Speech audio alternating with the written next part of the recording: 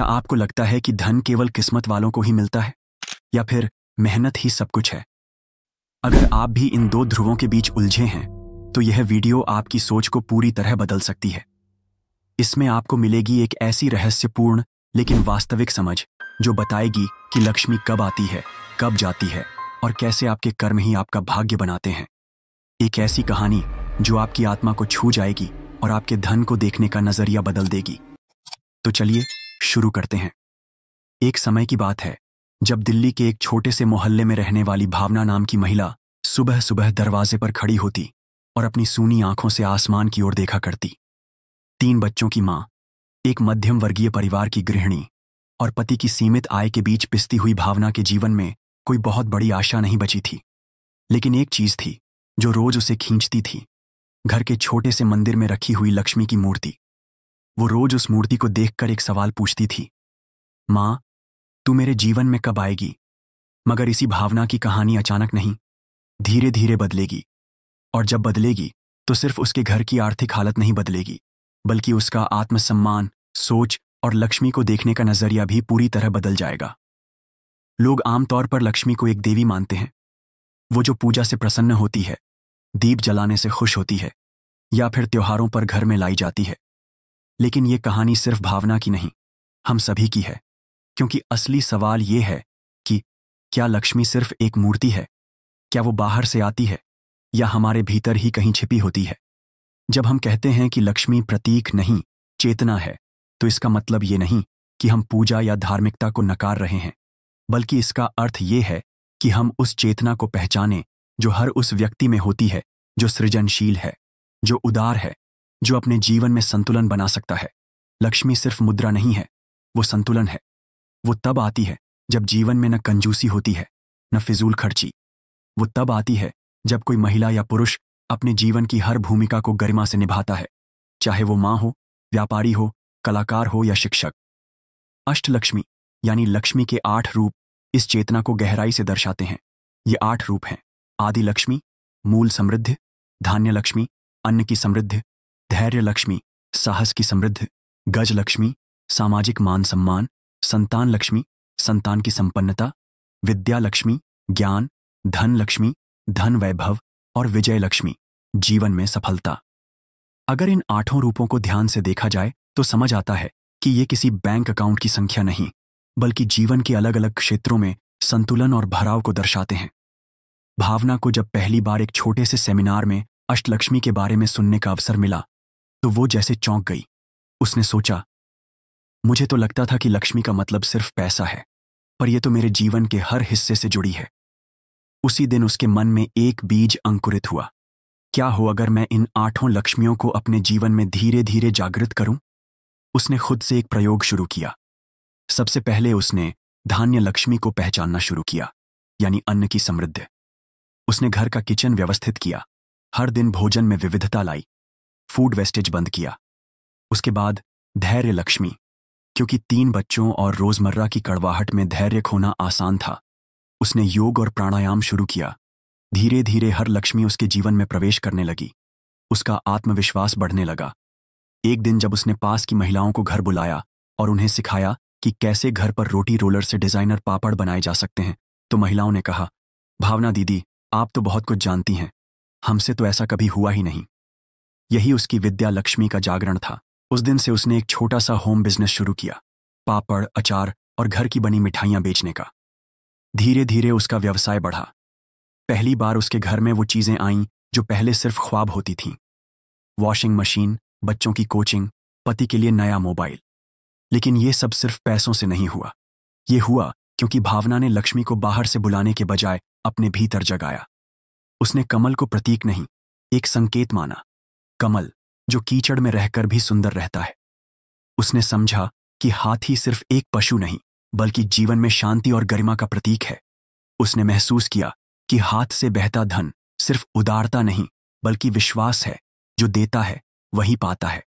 समुद्र मंथन की कहानी में जब देवताओं और दानवों ने मिलकर मंथन किया, तब लक्ष्मी प्रकट हुई। लेकिन यह ध्यान देने योग्य है कि लक्ष्मी सबसे अंत में आई। पहले हलाहल निकला, विष निकला, अशांतियां निकलीं। यानी जब जीवन में संघर्षों का सामना धैर्य से किया जाए जब व्यक्ति विष पीकर भी संतुलन न खोए, तब जाकर लक्ष्मी आती है। भावना के जीवन में भी वही हुआ। बच्चों की पढ़ाई, सास ससुर की तकरार, पति की बेरोजगारी और खुद का आत्मसंदेह, ये सभी उसके हल्लाहल थे। लेकिन उसने सबका सामना किया और यही उसके लिए धैर्य लक्ष्मी बन गया। लक्ष्मी और आत्मसम्मान का संबंध बहुत गहरा है। जब कोई व्यक्ति अपने आप को नकारता है, खुद को हीन मानता है, तो लक्ष्मी उसके जीवन से दूर हो जाती है। लेकिन जब वह खुद से प्रेम करना सीखता है, अपने कार्यों को महत्व देना शुरू करता है, तब लक्ष्मी लौटती है। और यही भावना के साथ हुआ। आत्मलक्ष्मी यानी वो चेतना जो हर व्यक्ति के भीतर सोई होती है, उसे जागृत करना ही असली साधना है। पूजा में दिया जलाना आसान है, लेकिन अपने विचारों, व्यवहारों और कर्मों में प्रकाश फैलाना, यही असली दीप है। वही दीप जो लक्ष्मी को खींचता है। आज भावना सिर्फ पापड़ नहीं बेचती, वो एक मोटिवेशनल स्पीकर है। वो महिलाओं को सिखाती है कि कैसे अपने भीतर की अष्टलक्ष्मी को पहचाना जाए। उसका जीवन मंदिर की मूर्ति से शुरू हुआ था, पर अब वो खुद चलती फिरती लक्ष्मी बन गई है। उसके बच्चे अब कहते हैं, मम्मी, आप घर की देवी हो। और ये कोई बढ़ा चढ़ाकर कही बात नहीं, बल्कि उस सच्चाई की गूंज है जो हर घर में हो सकती है। अगर लक्ष्मी को हम चेतना की तरह देखें, प्रतीक की तरह नहीं। लक्ष्मी कोई बाहर की वस्तु नहीं, कोई चमत्कार नहीं, कोई अचानक आ जाने वाला भाग्य नहीं। वो तो भीतर की एक ऐसी अग्नि है जो जब जलती है तो जीवन को रोशन कर देती है। जिसे दीपावली की रात दिए जलाकर बुलाया जाता है, वो दरअसल हर दिन के भीतर छिपी होती है, सिर्फ पहचानने की देर होती है। भावना की कहानी कोई कल्पना नहीं, बल्कि हर उस स्त्री और पुरुष की कहानी है जो अपने जीवन में लक्ष्मी को समझना चाहता है, प्रतीक के परे जाकर उसे अनुभव करना चाहता है। और जब आप उसे चेतना के रूप में पहचान लेते हैं, तो फिर न पूजा अधूरी रहती है, न जीवन। लक्ष्मी तब आती है और रुकती भी है। कभी कभी हम सोचते हैं कि धर्म और धन का क्या संबंध, क्या ये दोनों अलग अलग दुनिया के विषय हैं? पर अगर हम वेदों, उपनिषदों और पुराणों को ध्यान से देखें, तो पाएंगे कि सनातन परंपरा में धन को कभी पाप नहीं माना गया, बल्कि उसे जीवन का आवश्यक तत्व माना गया है। पाप धन में नहीं, बल्कि उसके प्रति हमारे लोभ में है। और ये वही भूल है जो आज भी अनेक लोगों को भ्रमित किए हुए है। एक प्राचीन कथा है। एक ब्राह्मण तपस्या करके भगवान विष्णु को प्रसन्न करता है। विष्णु प्रकट होकर कहते हैं, वर मांगो। ब्राह्मण कहता है, मुझे लक्ष्मी चाहिए। विष्णु मुस्कुराते हुए कहते हैं, लक्ष्मी को बुलाना आसान नहीं, क्योंकि वो चंचला है। जब तक धर्म के साथ ना हो, वह टिकती नहीं। यही सनातन रहस्य है। लक्ष्मी यानी धन तब तक नहीं रुकती जब तक वो धर्म के साथ ना हो। आज हम इस सनातन विद्या की बात करेंगे कि धन कैसे कमाया जाए, कैसे खर्च किया जाए और कैसे संचय किया जाए, ताकि वो टिके भी, बढ़े भी और भीतर की शांति भी बनी रहे। धन के 3 रूप होते हैं, कमाई की लक्ष्मी, खर्च की लक्ष्मी और बचत की लक्ष्मी। कमाई की लक्ष्मी वो होती है जो हम श्रम, सेवा या कौशल से प्राप्त करते हैं। ये आय का पहला रूप है, और ये जितनी शुद्ध होती है, उतना ही वो जीवन में फलदायक बनती है। शुद्ध आय का अर्थ होता है ऐसा धन जो किसी के शोषण, झूठ, धोखा या अधर्म से न कमाया गया हो। उपनिषदों में कहा गया है कि अन्याय से प्राप्त लक्ष्मी घर में कलह लाती है और धीरे धीरे वंश का नाश करती है। कई बार लोग तर्क देते हैं, पैसा तो पैसा है, चाहे जैसे आए। पर सनातन धर्म इस सोच को नकारता है, क्योंकि पैसा सिर्फ एक नोट नहीं है, वो ऊर्जा है। और अगर वो ऊर्जा दोषपूर्ण है, तो उसका असर व्यक्ति के मन, विचार, परिवार और स्वास्थ्य पर अवश्य होता है। एक बार एक बिजनेसमैन मेरे पास आया, जिसकी कंपनी तेजी से चल रही थी, पर घर में अशांति, नींद न आना और रिश्तों में टूटन बनी हुई थी। मैंने पूछा, क्या आपकी कमाई शुद्ध है? उसने थोड़ी देर चुप रहने के बाद कहा, नहीं, मैं टैक्स चोरी करता हूं और कई बार सस्ता माल बेचकर ज्यादा मुनाफा कमाता हूं। मैंने कहा, तो आप धन कमा नहीं रहे, आप अशांति का व्यापार कर रहे हैं। कुछ महीनों बाद उसने अपनी रणनीति बदली। धीरे धीरे उसके जीवन में परिवर्तन आने लगा। नींद बेहतर हुई, परिवार में मेल बढ़ा और सबसे बड़ी बात, उसे आत्मिक संतोष होने लगा। दूसरी लक्ष्मी होती है खर्च की लक्ष्मी। कई लोग कमाते तो बहुत हैं, पर उन्हें खर्च करना नहीं आता। खर्च का मतलब सिर्फ पैसे उड़ाना नहीं होता, बल्कि सोच समझकर उद्देश्य के साथ खर्च करना होता है। शास्त्रों में कहा गया है, अर्थ का उपभोग तब पुण्य बनता है जब वो धर्म, अर्थ और काम, इन तीनों का संतुलन रखता है। यानी धन से घर का पालन हो, जरूरतें पूरी हों, कुछ सुख भी मिले, पर उसमें धर्म का उल्लंघन न हो। एक मध्यम वर्गीय महिला, रजनी, हर महीने सैलरी का एक हिस्सा अपने माता पिता को भेजती थी, घर में गौ सेवा के लिए देती थी और बचत भी करती थी। उसकी कमाई बड़ी नहीं थी, पर उसका जीवन व्यवस्थित था, मन शांत था। उधर एक अमीर व्यक्ति था जिसका खर्च असंतुलित था। कभी महंगे गहने, कभी 5 लाख की घड़ी, कभी अनावश्यक गाड़ी, और फिर भी भीतर बेचैनी। क्योंकि जब धन सिर्फ दिखावे में खर्च होता है तो वो आत्मा को खोखला कर देता है। तीसरी लक्ष्मी होती है बचत की लक्ष्मी। ये वो है जो आने वाले समय के लिए रखी जाती है, पर डर से नहीं, दृष्टि से। जो व्यक्ति हर समय डरता है कि कल क्या होगा, वो संचय नहीं करता, वो संग्रह करता है। संचय का अर्थ है सुव्यवस्थित योजना। शास्त्रों में कहा गया है, जैसे किसान बीज रखता है अगले मौसम के लिए, वैसे ही गृहस्थ को भी बचत करनी चाहिए, पर बीज सड़ा ना हो और जरूरत से ज्यादा ना हो। धन का प्रबंधन वास्तव में आत्म प्रबंधन है।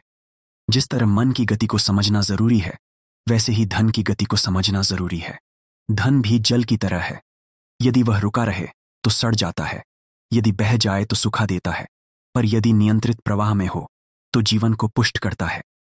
धार्मिक दृष्टिकोण से देखा जाए तो घर में लक्ष्मी के टिकने के कुछ नियम हैं। पहला है व्यवस्था।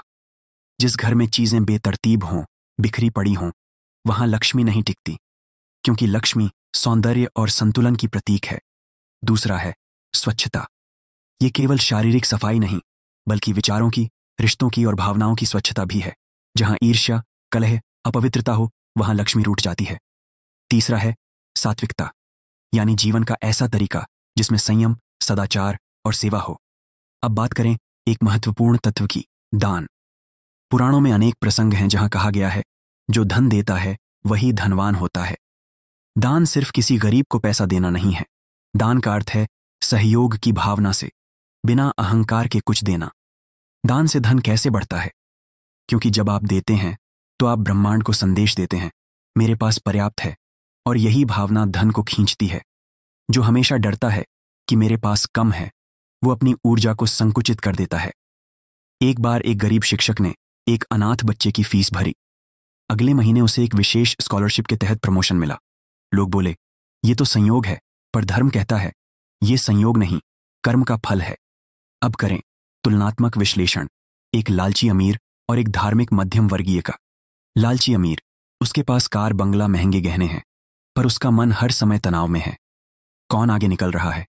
मेरी गाड़ी छोटी क्यों है? मेरी पत्नी का ड्रेस पुराना हो गया है। उसके घर में नौकर हैं, पर प्यार नहीं। टीवी है, पर चैन नहीं। धार्मिक मध्यम वर्गीय, उसके पास सीमित संसाधन हैं, पर नियम है।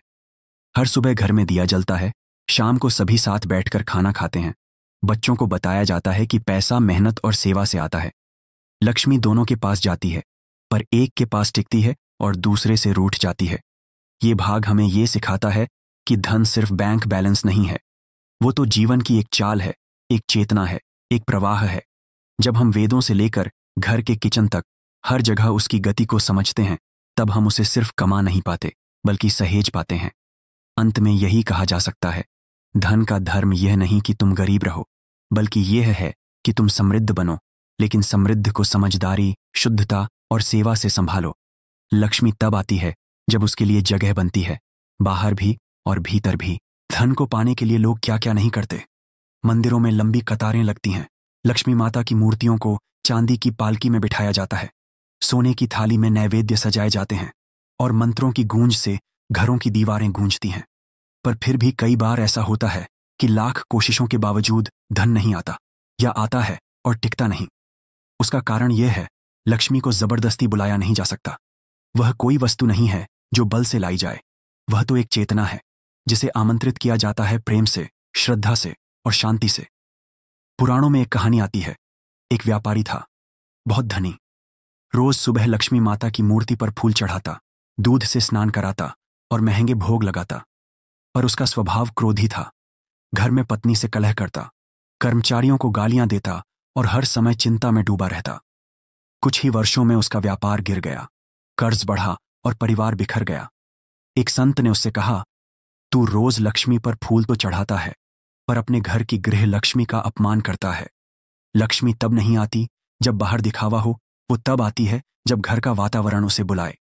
गृह लक्ष्मी यानी घर की स्त्री केवल एक व्यक्ति नहीं, वह ऊर्जा है। उसका मन जितना प्रसन्न, घर उतना समृद्ध, उसके विचार, उसके भाव, उसकी आस्था, ये सब मिलकर घर की आर्थिक धारा बनाते हैं। ध्यान दीजिए, जब भी कोई घर आर्थिक संकट से गुजरता है, सबसे पहले घर की महिला की आंखों में चिंता उतरती है, और जब वही महिला मुस्कुराती है, पूरे घर में जैसे लक्ष्मी लौट आती है। ये कोई भावनात्मक बात नहीं, ये ऊर्जा विज्ञान है। धन का अपना एक कंपन, वाइब्रेशन होता है। वह विचारों और भावों के प्रति संवेदनशील होता है। अगर कोई व्यक्ति हर समय सोचता है, मेरे पास कुछ नहीं है, मेरी किस्मत खराब है, पैसा आता है और चला जाता है, तो उसका कंपन सिकुड़ता है और लक्ष्मी उससे दूर हो जाती है। वहीं जो व्यक्ति आभार जताता है, मैं ईश्वर का शुक्रगुजार हूं कि मेरे पास आज भी बहुत कुछ है, मैं हर दिन कुछ सीख रहा हूं, मेरा धन शुभ कामों में लग रहा है, उसकी ऊर्जा फैलती है और धन स्वतः खींचा चला आता है। यही कारण है कि धन और मन का सीधा संबंध है। जब मन शांत होता है, संकल्प स्पष्ट होता है और भावनाएं संतुलित होती हैं, तो लक्ष्मी सहज रूप से आती है। बड़ा प्रश्न उठता है, यह मन की शांति कैसे लाएं? उत्तर है, प्रेम और संतुलन से। जिस घर में संबंधों में प्रेम है, माँ बाप और बच्चों के बीच संवाद है, पति पत्नी में विश्वास है, भाई बहन में सहयोग है, वहां लक्ष्मी को रुकने का कारण मिल जाता है। एक आधुनिक उदाहरण देखिए। बेंगलुरु का एक युवा कपल, दोनों आईटी में काम करते थे, अच्छी इनकम थी, पर हमेशा कर्ज में रहते थे। जब मैंने उनके साथ बात की तो समझ आया कि दोनों के बीच हर महीने तनख्वाह आने के बाद झगड़े होते थे। खर्च को लेकर, बचत को लेकर, एक दूसरे पर दोष डालने को लेकर। मैंने उन्हें कहा, पैसा ऊर्जा है और वो झगड़े में नहीं, विश्वास में पनपती है। अगले महीने कोई बजट मत बनाइए, बस एक दिन साथ बैठकर अपने जीवन के प्रति आभार जताइए और एक दूसरे की मेहनत की सराहना कीजिए।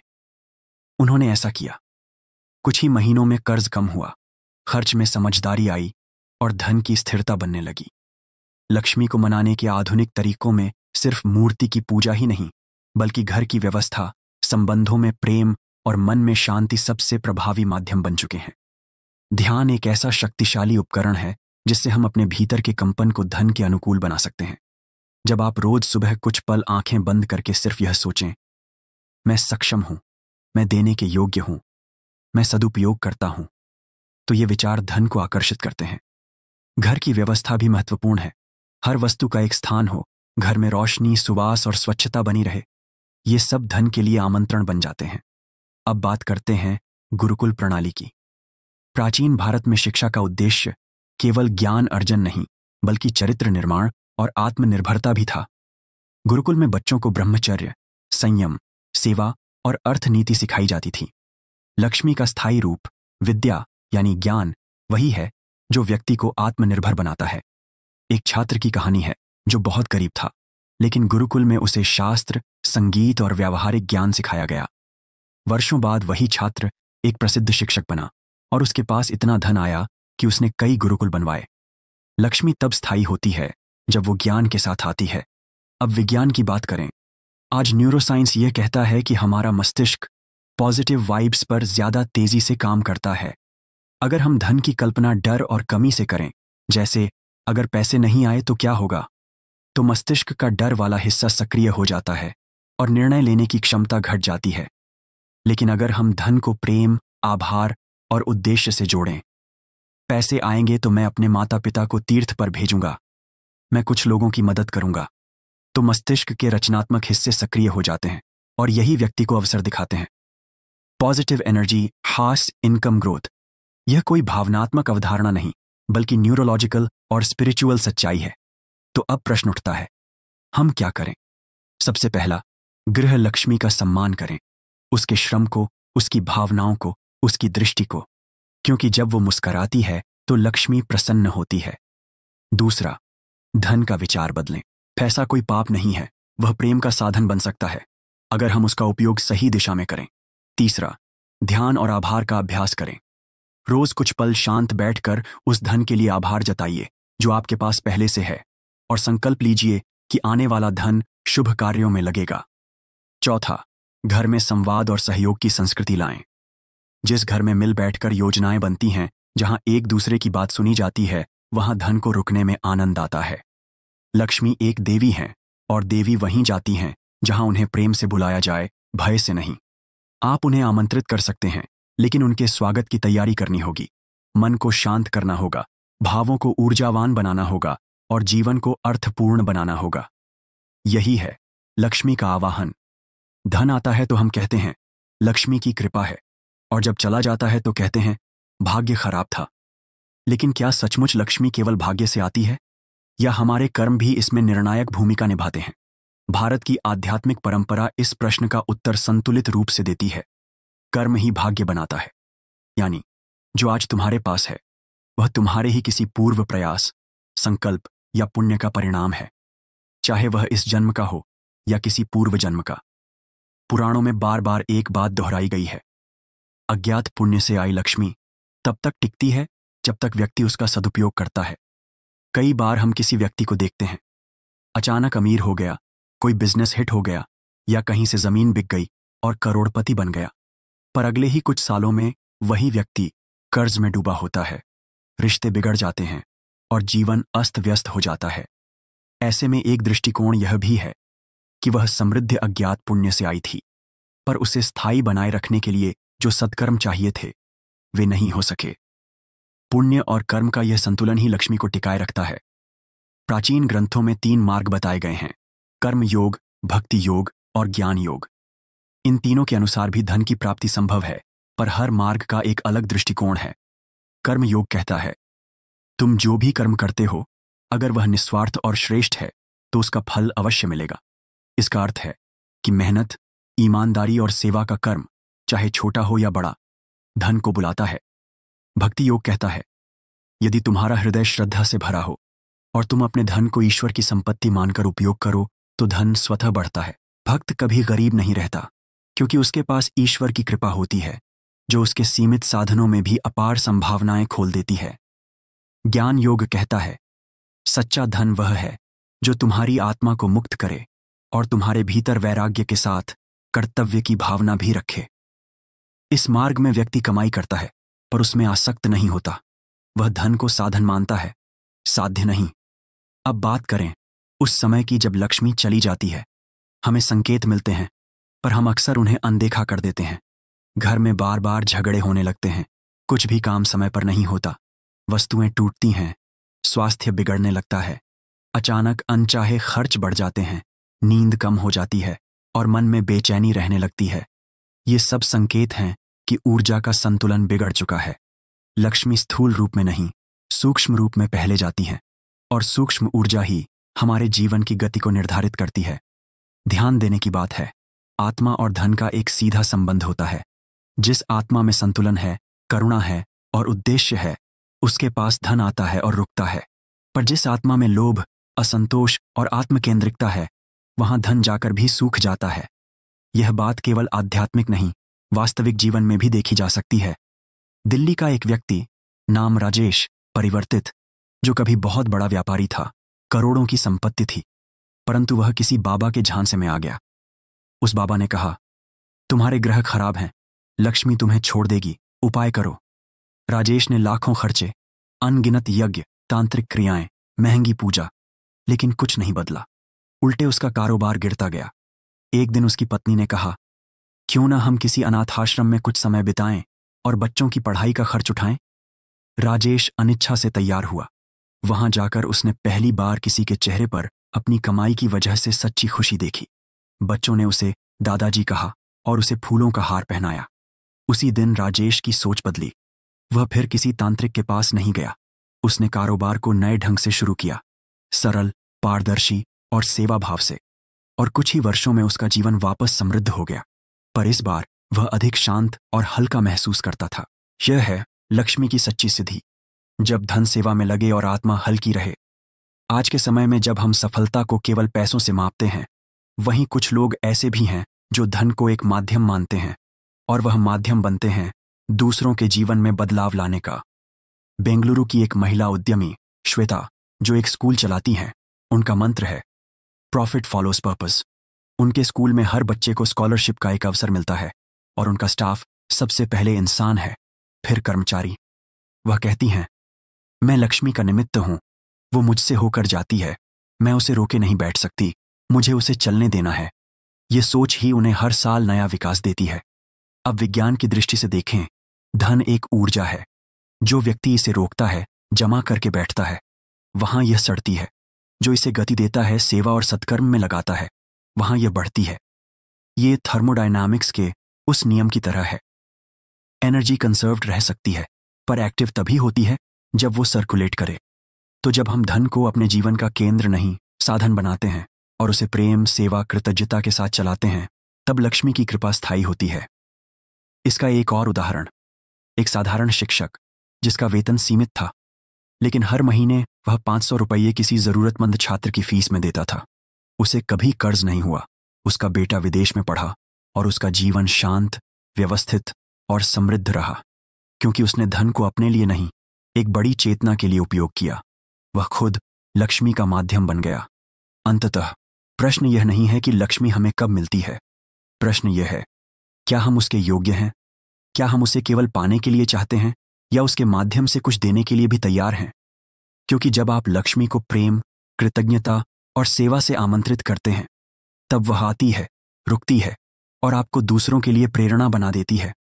अगर ये वीडियो आपको अच्छा लगे, अगर इससे आपकी सोच में थोड़ा भी फर्क पड़े, तो ज़रूर लाइक कीजिए, कमेंट करके बताइए कि आपने इससे क्या सीखा और सब्सक्राइब करना बिल्कुल मत भूलिए, क्योंकि आगे आने वाले वीडियोज़ और भी गहराई से आपको जीवन, धन और आत्मा के रहस्यों से जोड़ने वाले हैं। बेल आइकन दबाना मत भूलिए ताकि जब भी अगला भाग आए, आपको सबसे पहले पता